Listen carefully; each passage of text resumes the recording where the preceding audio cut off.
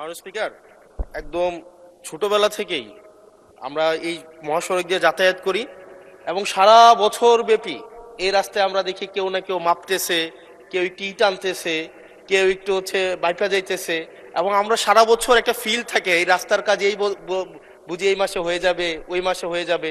এবং এটা মোটামুটি আজকে আমার জীবদ্দশায় আমি 20 বছর ধরেই দেখে আসতেছি মাননীয় স্পিকার। এবং আজকে আমাদের মাননীয় মন্ত্রী যে উত্তর দিলেন, মাননীয় সদস্য, গত 20 বছর তো বিএনপি ক্ষমতায় ছিল না, আপনি সরাসরি প্রশ্ন করুন।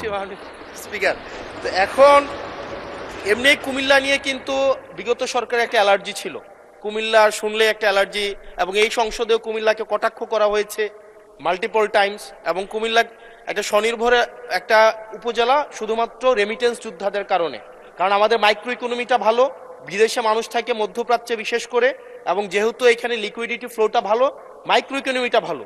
কিন্তু আমরা যদি এই ইনফ্রাস্ট্রাকচারের অবস্থা দেখি, বাংলাদেশের সবচেয়ে বাজে ইনফ্রাস্ট্রাকচার হচ্ছে আমাদের কুমিল্লাতে। আজকে মাননীয় মন্ত্রী যে উত্তর দিলেন, এই উত্তর আমাকে অনেক বেশি আশাহত করেছে।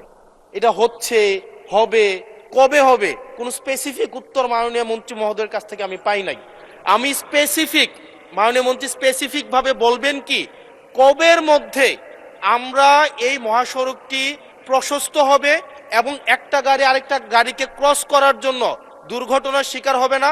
বাচ্চারা, মাননীয় স্পিকার আপনাকে জানিয়ে রাখি, এখানে 100-র বেশি আমাদের শিক্ষা প্রতিষ্ঠান এই রোডের আশেপাশে আছে। এখন প্রতিনিয়ত যে দুর্ঘটনাগুলো ঘটছে, এটির দায়ভার কে নিবে? আমরা এই অঞ্চলটা, আমার এখানে 5টা এমপি আছে, আমি যেই রাস্তার কথা বলছি ওই রাস্তার 5টা এমপি আজকে এখানে বসা আছে। ধন্যবাদ। সবাই আমাদের এলাকার কাছে আমরা লজ্জিত। ধন্যবাদ মাননীয় সদস্য।